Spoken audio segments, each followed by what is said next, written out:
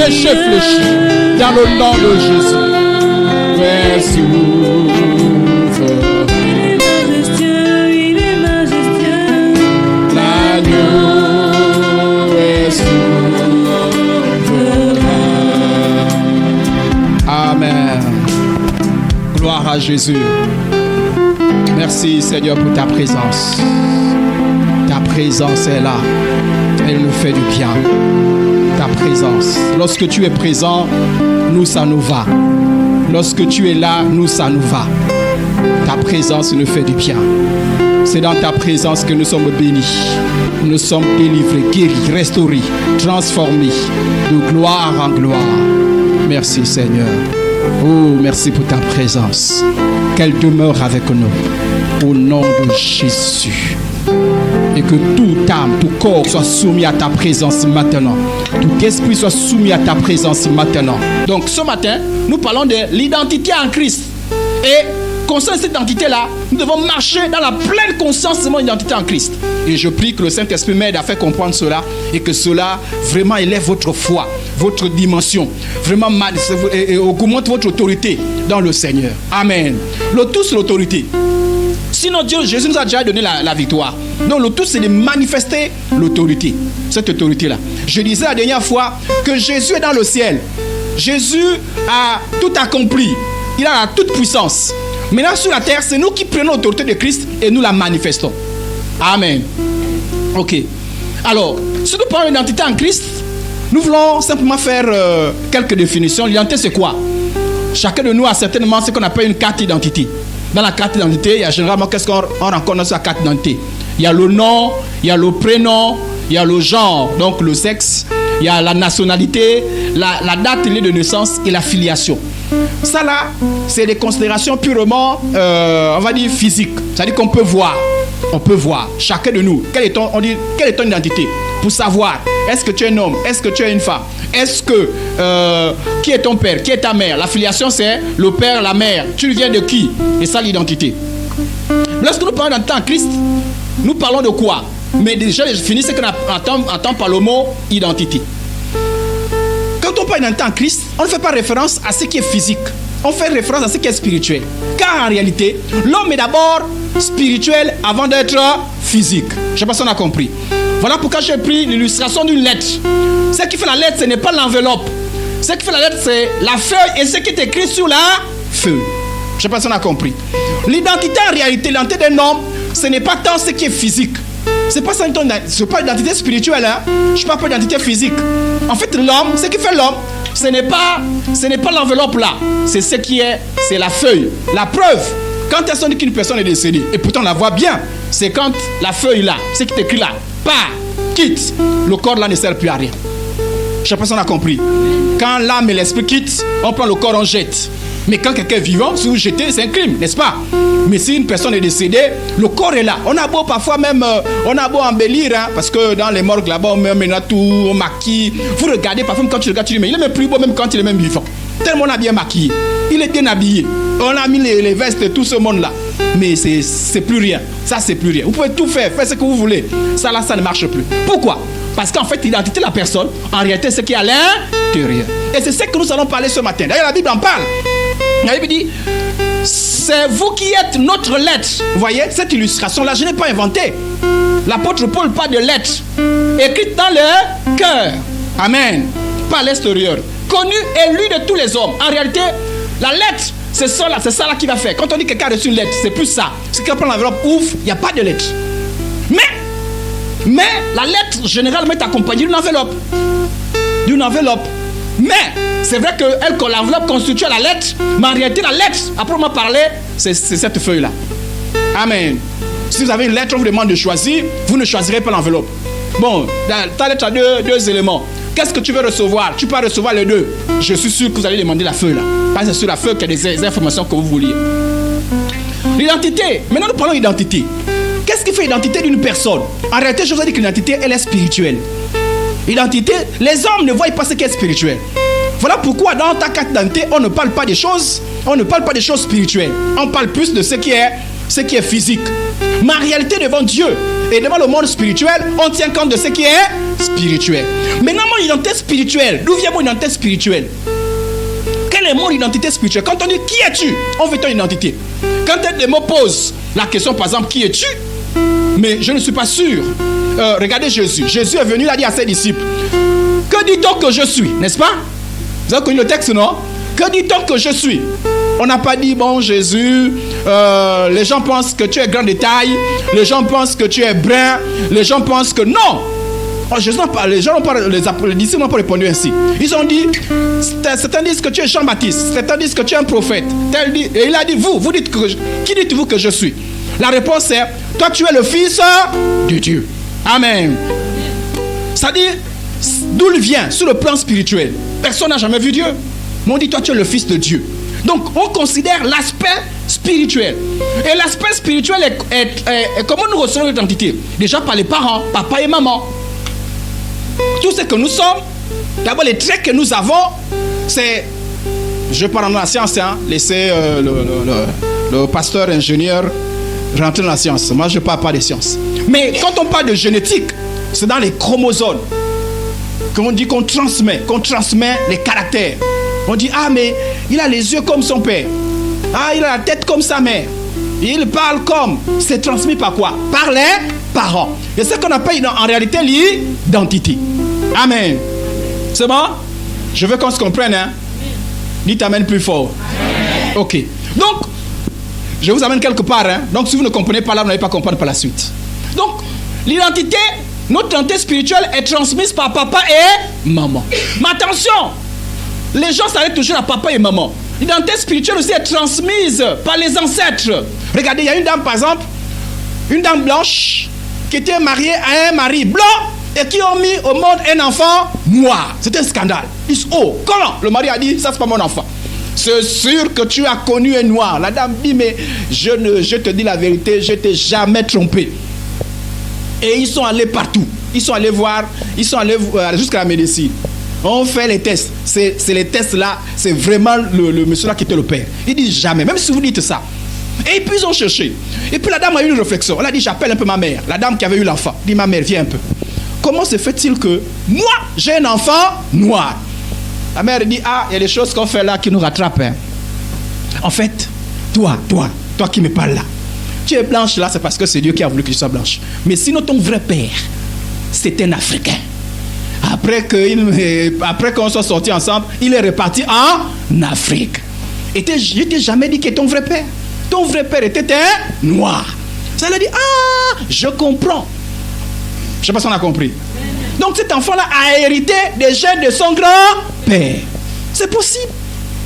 Il y a parfois des enfants qui naissent et puis on dit, ah c'était, mais il ressemble, c'était, tu sais, le grand-père du grand-père, il était comme ça. Voilà. Amen. Pourquoi? Parce qu'on transmet l'identité spirituelle. L'identité spirituelle est transmise par les parents proches, mais aussi par les parents éloignés. Mais attention, parfois c'est pas aller plus loin. Éloigné. On arrive où c'est? À Adam. Nous avons tous un peu d'Adam dans notre sang. Je ne sais pas si on a compris. Nous avons tous, au fur et à mesure, on prend un peu. Et l'identité est transmise par quoi? Par le sang. Amen, amen. L'identité est transmise par le sang. Si on n'a pas un même sang, ça dit que si, à un moment donné, ton sang n'est pas... c'est-à-dire qu'il n'y a aucun lien avec ton sang, je n'ai pas ton identité. Ce n'est pas possible. Si je n'ai pas ton identité. Non, pas possible. C'est par le sang que l'identité est transmise. Et la Bible, quand la Bible parle du sang, la Bible assimile le sang à l'âme. On est ensemble? Vous me suivez? Je vous amène doucement. Hein? Si vous ne me suivez pas, vous n'allez pas comprendre. Vous me suivez? Dites amen plus fort. Amen. Ok. Je vous amène doucement. La Bible, quand la Bible parle du sang, on a dit l'identité est transmise par le sang. Et quand la Bible parle du sang, la Bible assimile le sang à quoi? À l'âme. Par exemple, Lévitique chapitre 17, verset 14. Car l'âme de toute chair, ce sont... C'est pas la Bible qui parle de ça. L'âme de toute chair, ce sont... Et certains me disent que l'âme est dans le sang. En fait, l'âme, on ne voit pas. Le sang, on voit. Mais la Bible assimile l'âme au sang. C'est-à-dire au sang à l'âme. C'est-à-dire que nous, quand nous parlons de l'intérieur, on dit, on a le même sang. c'est le sang de tel. Oh, tu as été transmis par tel sang. En fait, c'est l'âme. C'est à cause de cette histoire. Mais lorsque l'âme ou le sang transmet l'identité, le sang transmet, cette âme, l'âme là, transmet. En fait, en réalité, c'est l'âme qui transmet. Je ne sais pas si on a compris. Mais nous parlons en termes de sang. Est-ce que l'âme est dans le sang est dans l'âme? Ça là, comme c'est spirituel, personne ne peut vous résoudre cette équation-là. Mais on sait que entre l'âme et le sang, il y a un rapport. Je ne sais pas si on a compris. Il y a un rapport entre l'âme et le sang. Qui est dans l'autre, qui est comment? On ne sait pas. Parce que l'autre est spirituel, l'autre est physique. Mais le problème, c'est que quand vous dites le sang ou l'âme, quand le sang ou l'âme transmet les choses, l'identité, le sang ou l'âme transmet soit les bonnes choses ou les mauvaises choses. Qu'est-ce qu'on trouve dans l'âme? Les habitudes. Ah, j'ai oublié de vous mettre le texte. Oh, Seigneur Jésus. Ben, c'est pas grave. La Bible dit, la Bible parle des 20 choses qui ont été transmises par nos ancêtres. Et la Bible reconnaît ça. Que les habitudes, certaines habitudes, attitudes, malédictions, maladies, alliances avec les démons sont transmises par le sang. Je ne sais pas si on a compris. Donc quand tu reçois ton identité de tes parents ou de tes arrière-parents, tu reçois les bonnes et les mauvaises choses. Ceux qui donnent le sang, ceux qui donnent souvent le sang. On dit faites attention. Pourquoi on fait les examens? Parce qu'on ne veut recevoir que les bonnes choses du sang. On ne veut pas les mauvaises choses. Et je vous dis, il y a quelque chose qui a été constaté, que lorsque vous prenez le sang de quelqu'un, parfois, il arrive parfois que même son caractère vous est transmis. Je vous dis, sérieusement. Voilà pourquoi, faites attention même à la personne qui donne le sang. Prenez le sang n'importe qui veut t'accabler. Mais quand vous avez le choix, prenez le sang d'une personne qui vous savez une bonne moralité. Parce qu'il a été démontré. Et voilà pourquoi certains n'aiment pas trop l'histoire des transmissions du sang. Mais parfois, vous n'avez pas le choix. Hein? Parfois, vous n'avez pas le choix. Il a été démontré que quand vous prenez le sang de quelqu'un, parfois même, ce sang-là transmet même son caractère. Vous transmettez son caractère, son attitude. Donc, c'est pour vous dire que c'était des habitudes. Les attitudes que parfois, vous voyez avoir les enfants. On dit, son grand-père avait telle attitude. Voilà pourquoi lui aussi il agit de la même manière. Si les parents ou les ancêtres étaient colériques, il est probable que les enfants soient aussi colériques. S'ils étaient impudiques, il est possible que l'impudicité soit transmise. Je ne sais pas si on a compris. On a compris? Donc le sang ou l'âme transmet les bonnes et les mauvaises choses. Voilà pourquoi ici je mets une transfusion sanguine et je vous ai mis des petites choses à l'intérieur pour montrer qu'il y a comme les microbes, les bactéries. Voilà pourquoi on fait attention que le sang transmet les bonnes comme les mauvaises choses. Lévitique chapitre 17 verset 14. Car l'âme de toute chair c'est son sang, comme je vous l'ai dit tout à l'heure.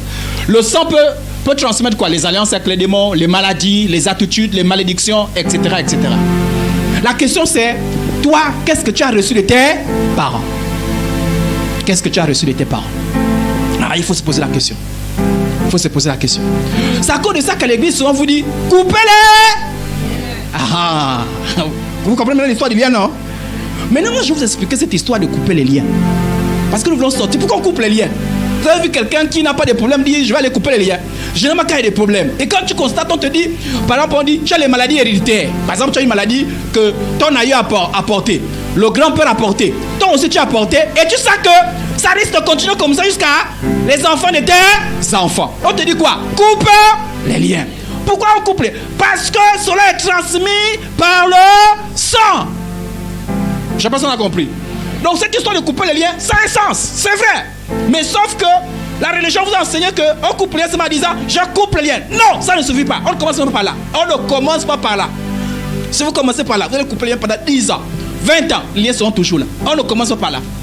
Ça, quand on prie là, ça c'est la finalité. Mais les liens, c'est important.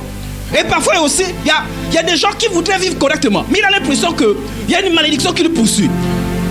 Voilà, ça dit que dans la famille là, ça dit quand quelqu'un commence à travailler, deux ans après, renvoi, 2 ans après, renvoi, et puis après ça on réfléchit. Je dis, mon grand-père a eu tes problèmes, mon père a eu tes problèmes, voilà, ma maman a eu tes problèmes, et ainsi de suite, moi aussi tes problèmes. Je coupe les liens, je ne veux pas de ça.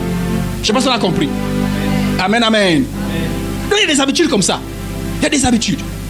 Et vous voyez que là il faut que je coupe les liens. C'est une malédiction, je ne veux plus de ça. Pourquoi? Parce que les gens sont conscients qu'il y a quelque chose qui est transmise.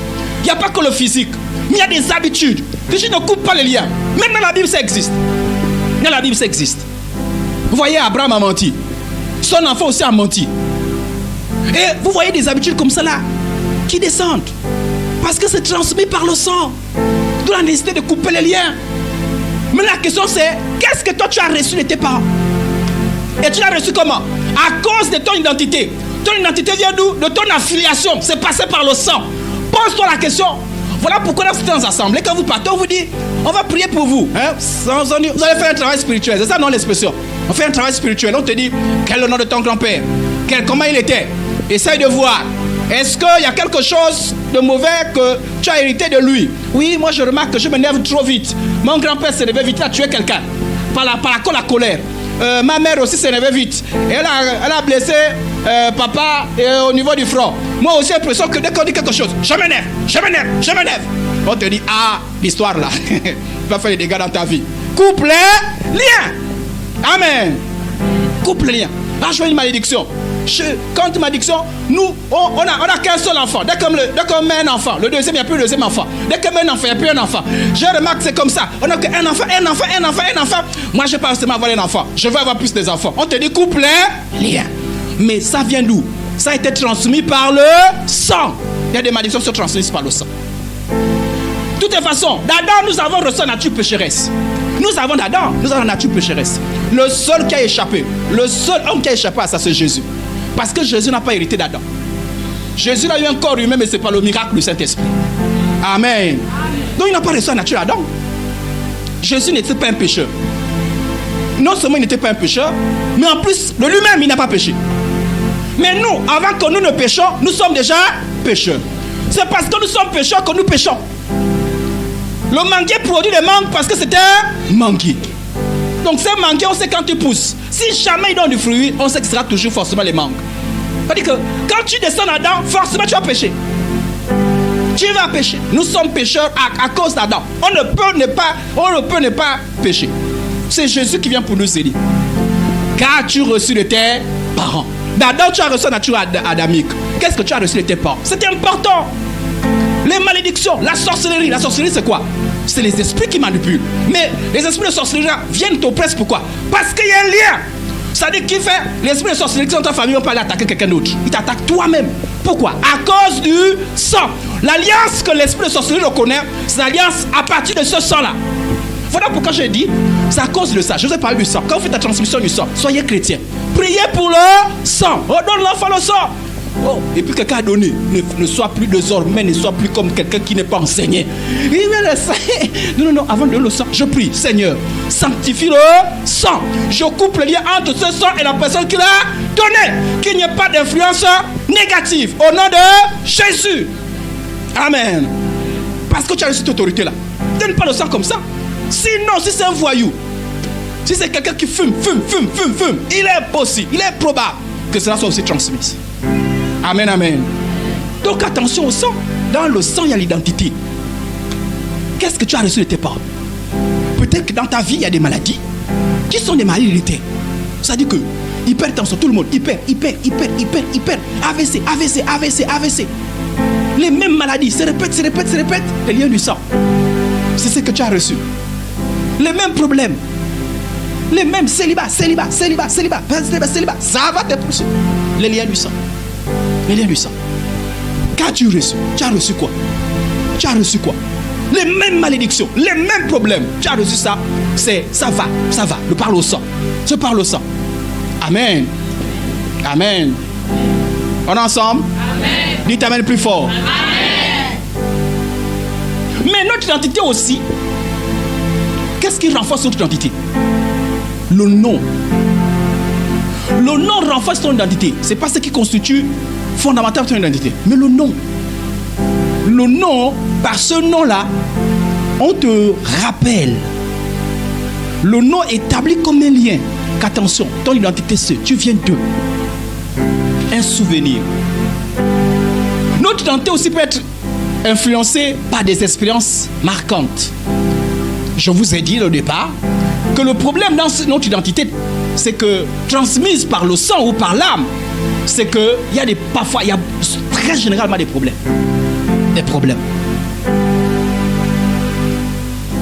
Alors, vouloir sortir des problèmes, parce que les gens souvent constatent plus les problèmes. Les gens ne constatent pas d'abord l'identité. Les gens constatent ces problèmes. Ah, je vois les malédictions qui me poursuivent. On est ensemble? Je vois les malédictions qui me poursuivent. Je vois les blocages. Je vois des comportements pas bien. Mais en fait, tous ces problèmes-là te disent qu'il y a un problème dans ton identité. Et le problème, c'est quand vous dites venez à l'église.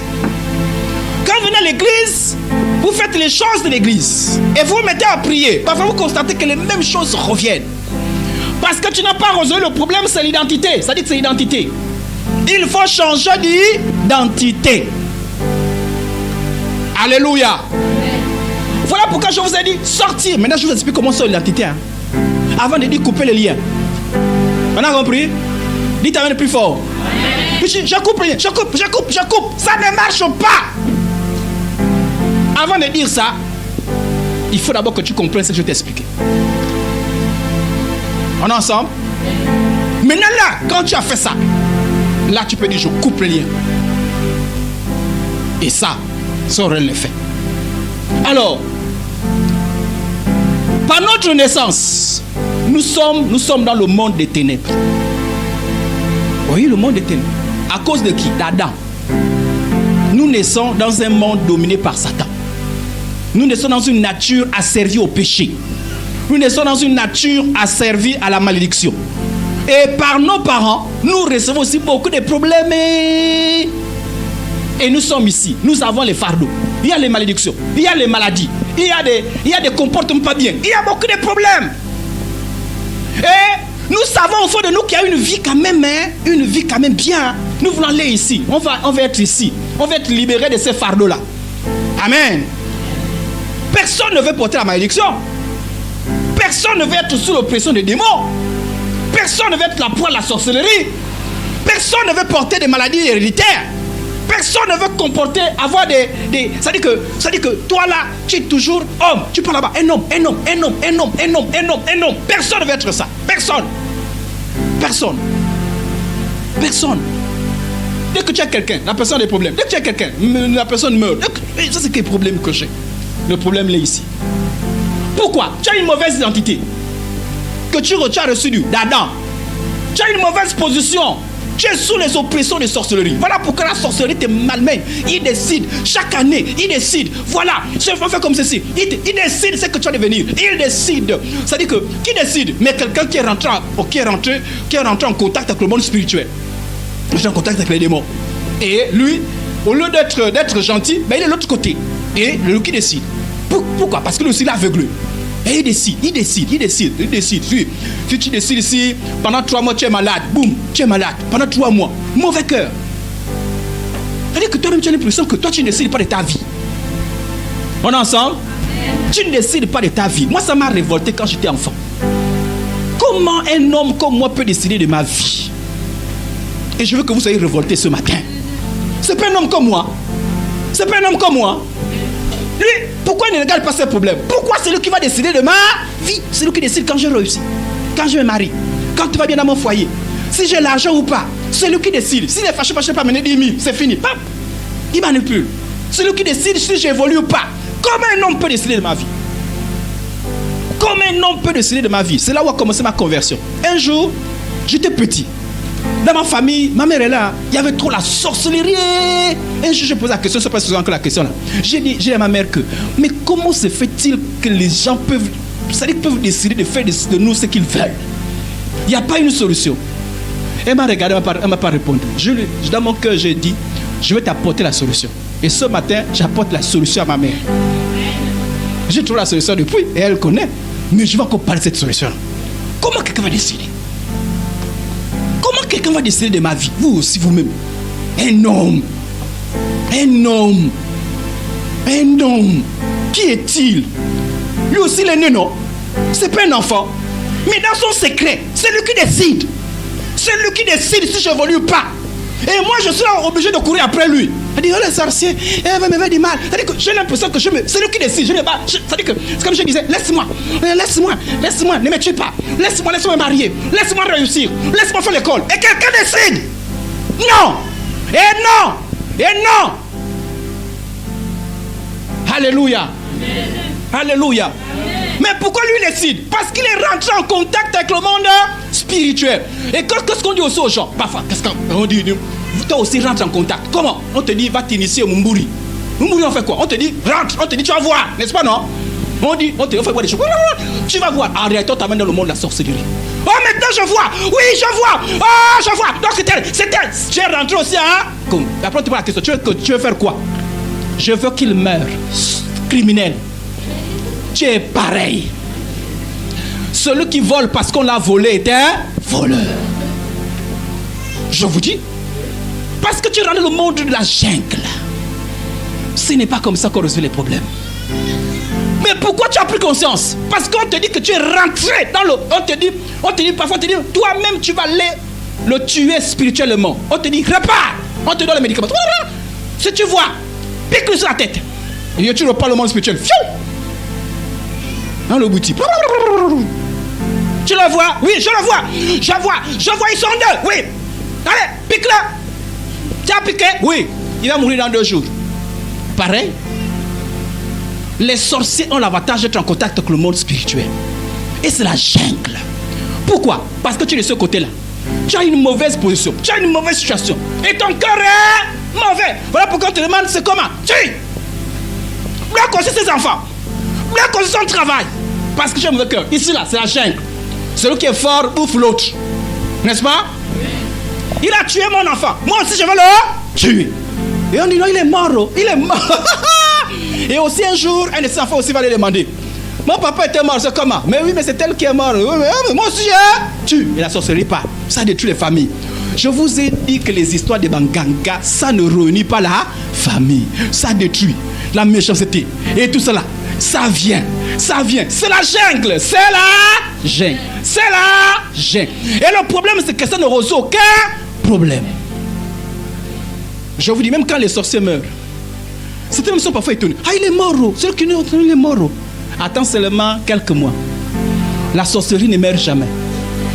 Quand celui qui détenait ça meurt, quelqu'un d'autre reçoit. Que tu le veuilles ou pas. Il y en a certains qui sont conscients. Oui, on te dit, tu captes. Oh, mal donné. Il y en a d'autres qui ne veulent pas. Tu remarques seulement que parfois, c'est pas les songes. Moi, je me souviens, une fille est venue me voir, elle me dit, moi, j'ai eu un songe. J'étais au Bordeaux. On m'a mené une cithare. On m'a dit, on est en train de vouloir t'initier. Je l'ai posé une question.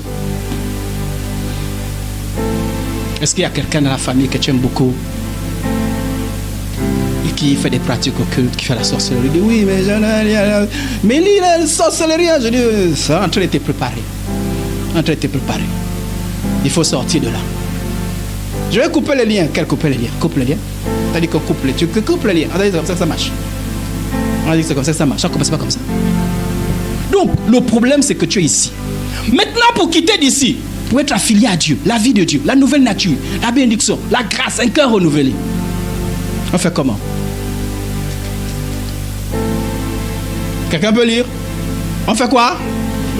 Mourir. Oui. Il faut mourir. Oh. Quand on parle de mort là, le pasteur est bizarre. Moi, je suis quitté chez moi pour que le pasteur me parle de mourir. Donc, là, mon père l'a en train de dire, ma mère Edwige, soulève, prends les bagages, on part. Moi, je suis encore jeune, le pasteur là me parle de mourir. C'est quoi l'histoire là? Allons! Nous sommes papa, laisse-moi d'abord parler, laisse, quand attends d'abord. Alléluia. La solution, c'est mourir. Couper les liens sans mourir, ça ne sert absolument à rien. Je vous dis la vérité. Le problème, c'est que moi, si je suis pasteur, je vous enseigne à couper les liens sans liens. Je sais qu'on sera nombreux ici là. Séminaire de couper les liens. Allez, on vient. Couper les liens. Au nom de Jésus. Couper les liens. Oh! Couper les liens. Oh! Couper les liens. Oh! C'est bien. Et après.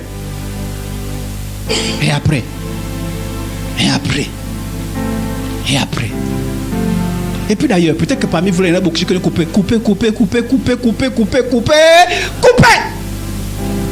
Tu es fatigué même de couper les liens.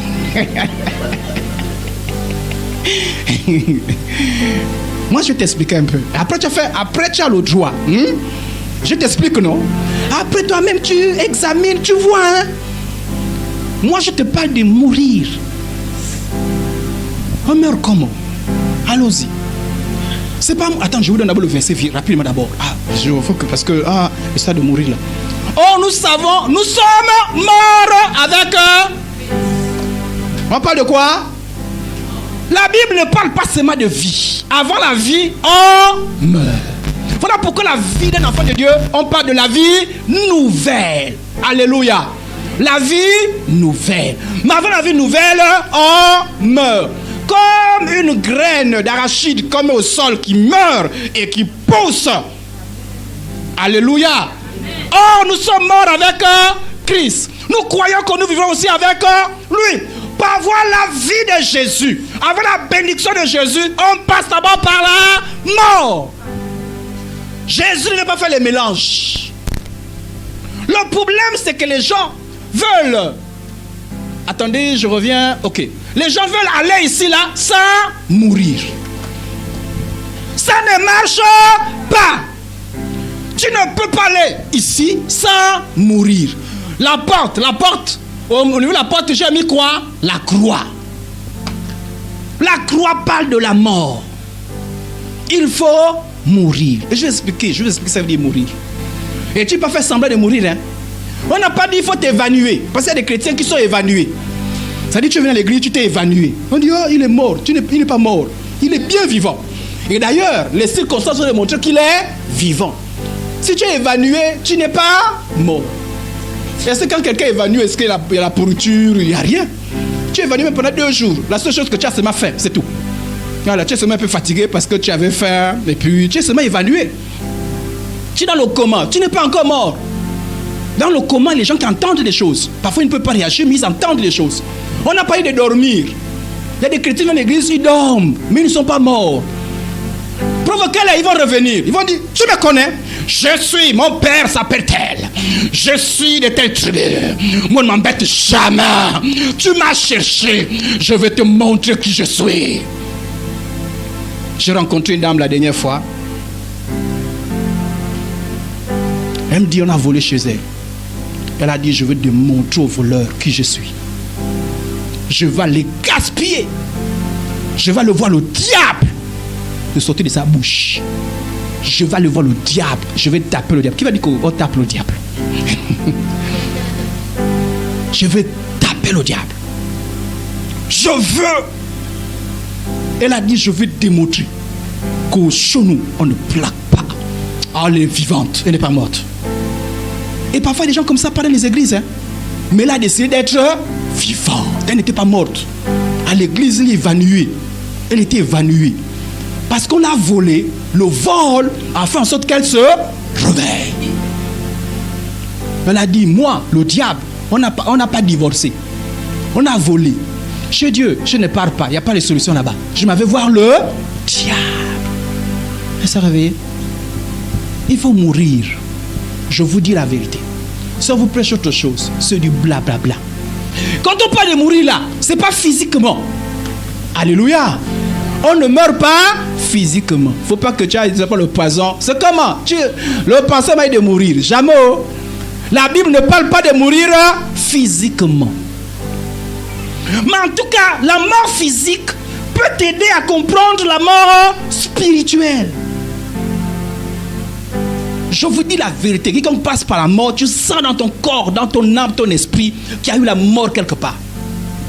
Il faut que tu meurs. C'est spirituellement. On meurt en s'identifiant à Jésus-Christ. Jésus-Christ est venu faire quoi? Pour nous sauver. Jésus est passé par la mort. Et les chrétiens veulent être plus intelligents que Jésus. Impossible. Jésus nous a montré le chemin. Jésus est passé par la mort. La Bible dit que si nous voulons nous identifier dans les bénédictions de Jésus, nous devons aussi nous identifier dans sa mort. Avant d'avoir, la Bible dit que nous sommes co-héritiers avec Christ. Avant d'avoir les bénédictions de Christ, la santé de Christ, la protection de Christ, la vie de Christ, passe aussi par la mort. Quand on baptise quelqu'un, ça qu'on fait ces deux choses. On te plonge, ça veut dire que on confesse que c'est vrai que tu es mort avec Christ. On te plonge et on te relève. Ça dit que mort, revit. Mort, revit. Alléluia. Amen. Alléluia. Il faut que tu passes par la mort. Pas par le baptême, c'est pas le baptême qui te tue. Non. Comment? Colossiens 2:20. Si vous êtes mort avec Christ au rudiment du monde. Vous voyez? On dit, vous êtes mort avec Christ au rudiment du monde. Tu dois mourir par rapport aux choses qui sont en rapport avec le monde. Tu dois mourir avec les choses qui sont avec le royaume des ténèbres.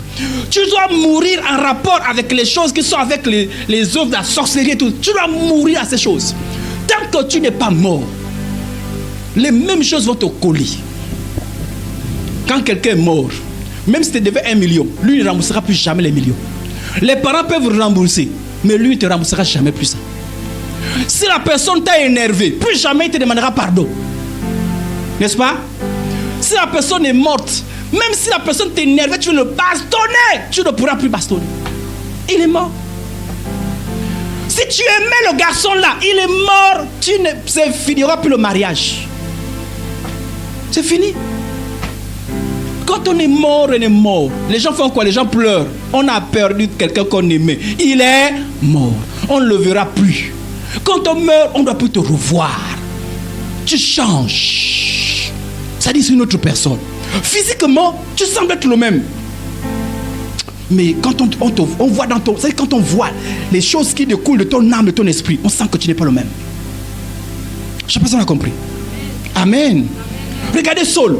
Saul a même changé de nom. Il est devenu Paul. Savez-vous que Paul, en réalité, c'est Saul. Saul avant, il était comment? Il était violent. Il ne comprenait rien des choses de Dieu. Il attaquait les gens.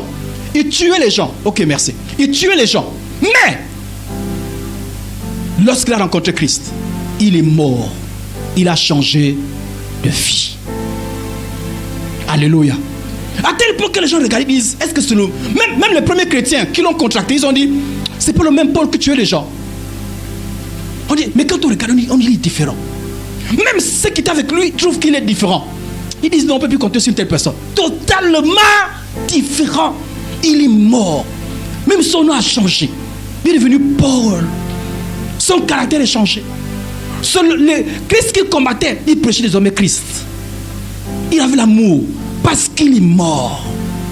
Alléluia. Il faut mourir. Et comment ça se passait? On meurt en Christ par la foi. Tu ne vois pas comment tu meurs dans ton esprit. On meurt en Christ par la foi. Comment on meurt en Christ? Tu connais la vérité. Ce matin, je te prêche la vérité. Alléluia. C'est mourir en Christ. La deuxième chose, tu acceptes la vérité. Il faut que je meure en Christ.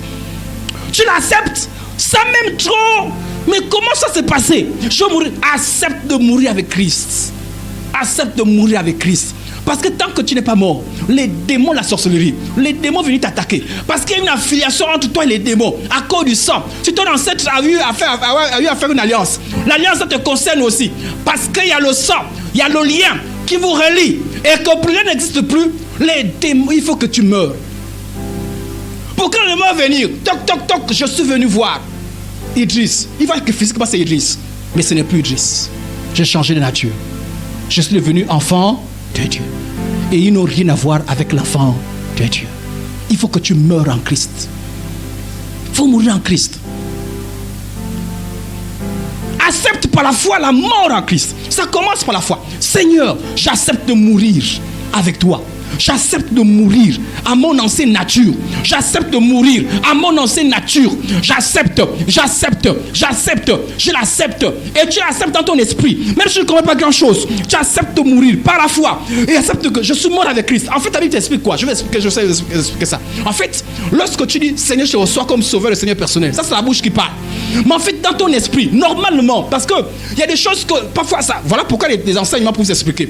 En réalité, tu as t'identifié en Christ.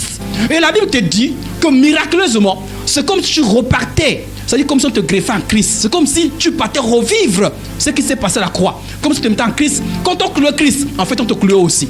Lorsqu'on a fait descendre Christ, on t'a fait descendre. Lorsqu'on a mis Christ dans le tombeau, en fait on t'a mis dans le tombeau. Pourquoi? Quand tu réalises, quand tu par la foi, tu comprends ces choses. La vie de Christ vient en toi. Sans faire ça, je vous dis frère, sans Christ, par expérience, Je vous dis par expérience, tous ceux-là qui sont passés par la mort en Christ, leur vie n'a jamais changé. Vous pouvez faire semblant, ça ne marche pas. Ça ne marche pas. J'ai commencé par briser. J'ai appelé beaucoup de gens, briser les liens. J'ai commencé par... Tout ce que j'ai fait l'inverse, en commençant par briser les liens, ça n'a pas marché. Mais tous ceux qui ont compris qu'il fallait passer par la mort en Christ, les choses changent. Il faut que tu commences à confesser cela. Je suis mort en Christ. Tu es mort en Christ par quoi? Par rapport au péché. Par rapport à ton ancienne vie. Je ne suis plus dans ces choses-là. Non, je suis mort au vin. Je suis mort à l'impudicité. Je suis mort à la colère. Je suis mort à tout ce qui est péché. Je suis mort. Tu dois le confesser. Tu dois avoir ça à cœur. Viens boire. Non, je suis mort au vin. Un mort. Là, voilà pourquoi la Bible dit que ne vous conformez au siècle présent. Soyez transformés pour le royaume de l'intelligence. La Bible dit, offrez-vous comme un sacrifice. Offrez-vous comme un sacrifice. Mais nous, on dit sacrifice vivant. Ça dit quoi? Que tu es encore vivant physiquement. Mais dans ton âme, tu es quelqu'un qui est mort. Ça connaissait quand vous voyez quelqu'un qui est passé par la mort. Avant, c'était un brigand. Quand il se convertit, les gens au départ doutent. Mais après, ils constatent que mais lui, il volait, il cassait, il a la délinquance. Mais depuis qu'il s'est converti, les choses ont absolument changé. Tu es mort en Christ. Mais lui, il défiait les femmes. Mais quand il est mort en Christ, il est découplé pour l'impudicité. Il est fidèle. Parce qu'il est mort en Christ. On ne triche pas avec ça. Ça commence par quoi? Par une décision. Quelle décision? En fait, en réalité, la décision, c'est quand tu dis je te reçois comme Seigneur sauveur personnel. En fait, c'est une décision-là. Mais quand tu constates que tu as fait cette prière depuis, mais que ta vie n'a pas changé, reviens devant Dieu. Dis Seigneur, j'accepte de mourir. Il faut que tu acceptes de mourir. Sinon, les esprits de sorciers vont toujours te poursuivre. Sinon, les démons vont te poursuivre. Sinon, les maladies vont te poursuivre. Sinon, et quand ils vont te poursuivre, ils vont t'attaquer et ils vont te presser, ils ont le dessus sur toi. Mais quand tu es mort en Christ, ils peuvent t'attaquer, mais ils ne peuvent jamais te vaincre. Alléluia. Mais il faut que tu comprennes ça. La Bible dit, marchez comme des personnes déjà mortes. Des personnes ensevelies à Christ. Quand tu te vois, tu es mort. Ça dit que, qu'est-ce qui fait ton identité? Tu te conformes à la vérité. Tu te comportes, parles, réagis en fonction. Je suis mort en Christ. Ma vie a changé. Alléluia. Ma vie a changé. Ma vie a changé. Ça dit quand tu entends, ma vie a changé. Ma vie a changé. Ma vie a changé. Je suis mort avec Christ. Je suis une nouvelle création. Alors je suis un ganga. Je suis mort en Christ. Parce que tu seras toujours tenté. Non mais écoute, fais ceci. Ma vie a changé. Je suis mort dans le Christ. Je suis mort dans le Christ. Je suis mort dans le Christ. Je suis mort dans le Christ. Il faut que ce changement soit constaté par les gens de ta maison.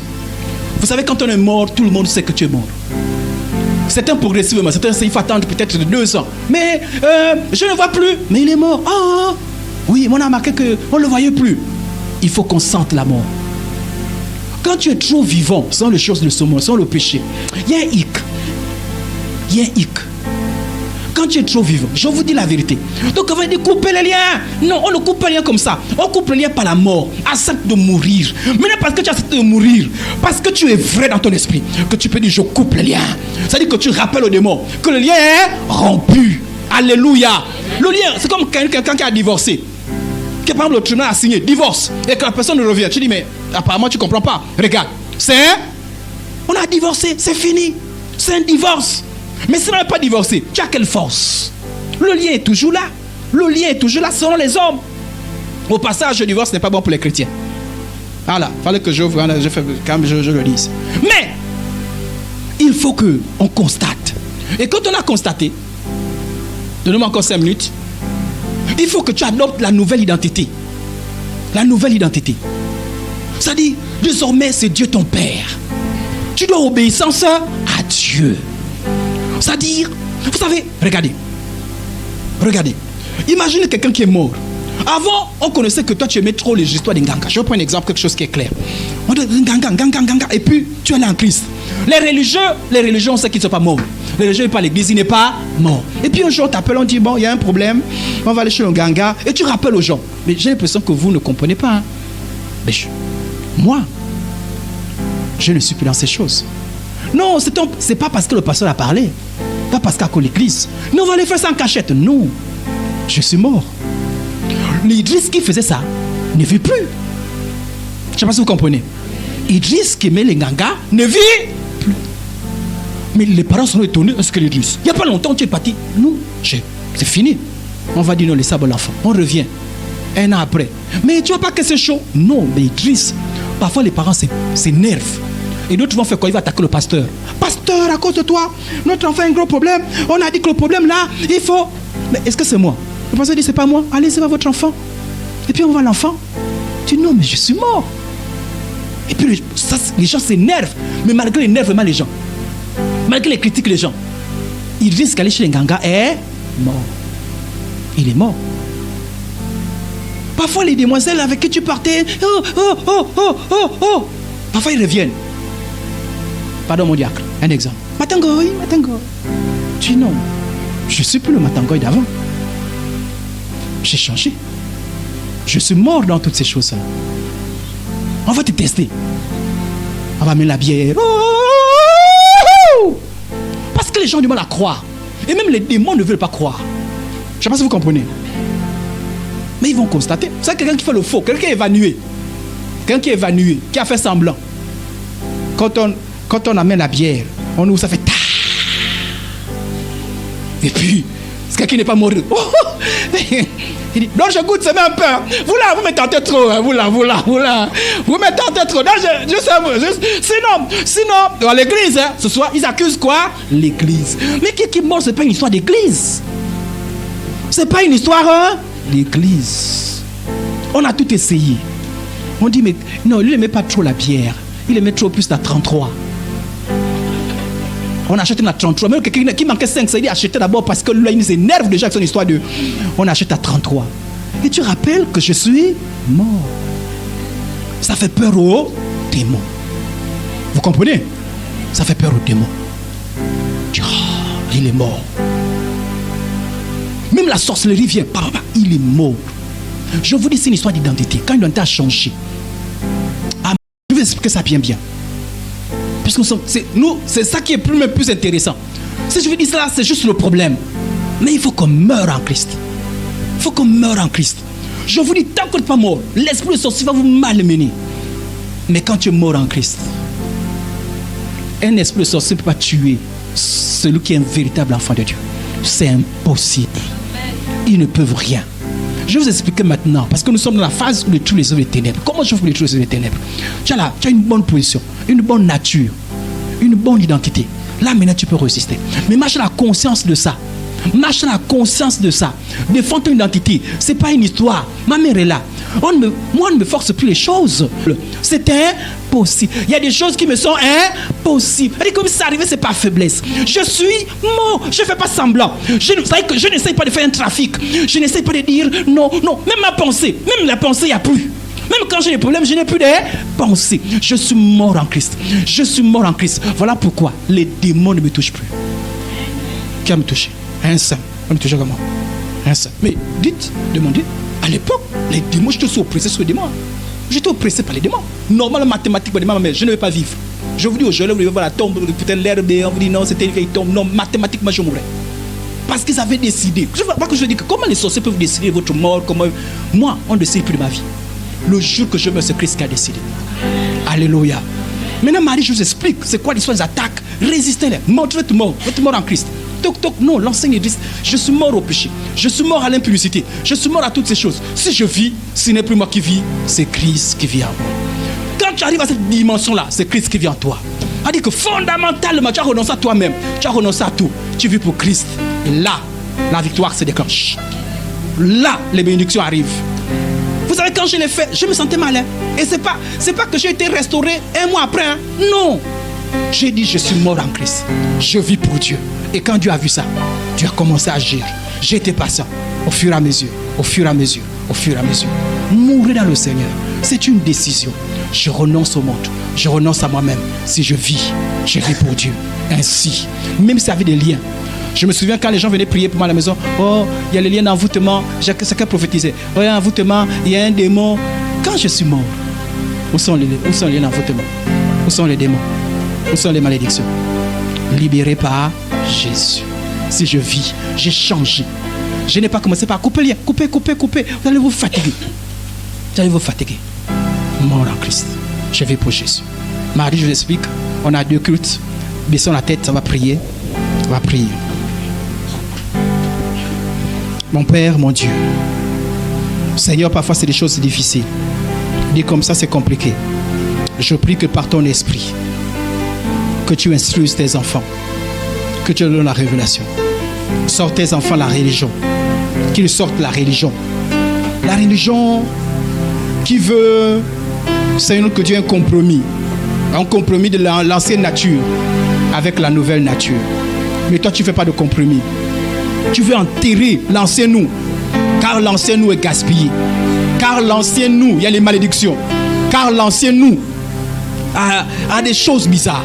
Seigneur, nous voulons vraiment dans notre vie expérimenter cette mort en Christ. Nous identifier en Christ. Seigneur, parfois, Seigneur, les uns les autres forcent les choses. Seigneur, c'est comme un forcing. On se force. Mais quand on est mort, il n'y a pas de forcer. Le cœur est transformé. L'esprit est transformé. L'âme est transformée. C'est une grâce. On ne meurt pas par sa propre force. Ce n'est ni par la force, ni par l'intelligence. C'est le miracle du Saint-Esprit. C'est le miracle du Saint-Esprit. Quelqu'un veut sortir des maladies héréditaires. Quelqu'un veut sortir de la malédiction. Quelqu'un veut sortir des oppressions. Quelqu'un veut sortir de la sorcellerie. Mon Dieu, amène cette personne à passer par la mort en Christ. La mort en Christ. Le renoncement à soi. Le renoncement à toute chose. Vivre pour Dieu. Seigneur, vivre pour Dieu. S'abandonne totalement à toi. S'abandonne totalement à toi. Et tu accompliras le miracle. Je te prie ce matin par l'onction du Saint-Esprit. Seigneur, c'est ton appel. Seigneur, j'ai essayé par mes mots. J'ai essayé d'expliquer. Mais c'est difficile. C'est par le Saint-Esprit. Beaucoup viennent mais ne croient pas à cette dimension. Ne croient pas qu'il est possible par toi de changer de dimension. Ne crois pas qu'il est possible d'être totalement transformé. Père, je prie que tu apportes la révélation. Que ce message soit gravé dans le cœur. Seigneur, surtout que tu expliques. Parce que je n'ai pas suffisamment expliqué. S'il fallait expliquer, c'est des jours et des jours. Mais c'est difficile. Mais toi qui es l'Esprit de Dieu, explique. Je te supplie, ne laisse pas quelqu'un comme ça. Explique, Seigneur. Cette vie en dehors de toi, elle est mauvaise. Je prie que tu aides mon frère, ma soeur à comprendre que toute vie en dehors de toi, elle est mauvaise. C'est la destruction, c'est la jungle. Elle n'aboutit à rien. Mais que chacun décide de renoncer à son ancienne vie. De se donner totalement à toi. Pas notre Dieu un peu, pas 90%, mais totalement à toi. S'abandonner totalement à toi.